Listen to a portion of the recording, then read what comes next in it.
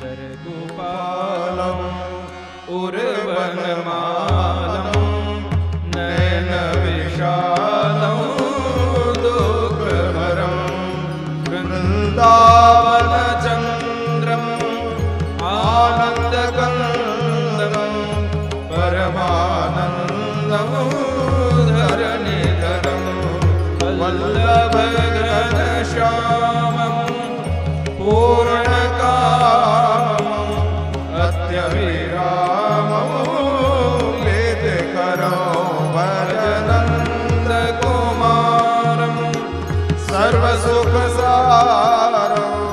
तत्त्वविचारं ब्रह्मपरं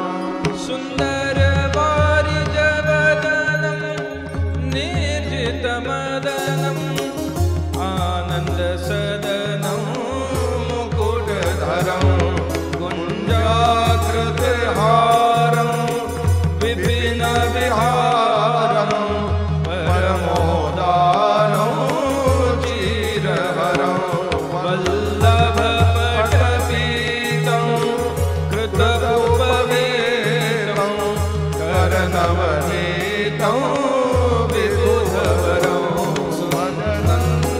सुमनन्दकुमारं सर्वसुखसारं तत्त्वविचारं ब्रह्मपरं शोभितमुखधूलं यमुनाकूलं निपटयतूलं सुखदवरं मुखमण्डितरेणुं चारितधेनु वादितवेणु मधुरसुरं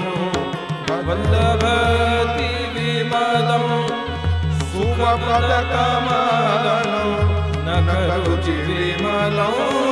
तिमिरहरं भजनन्दकुमारं सर्वसुखसारं तत्त्वविचारं ब्रह्मपरं वल्लभघनश्यामम्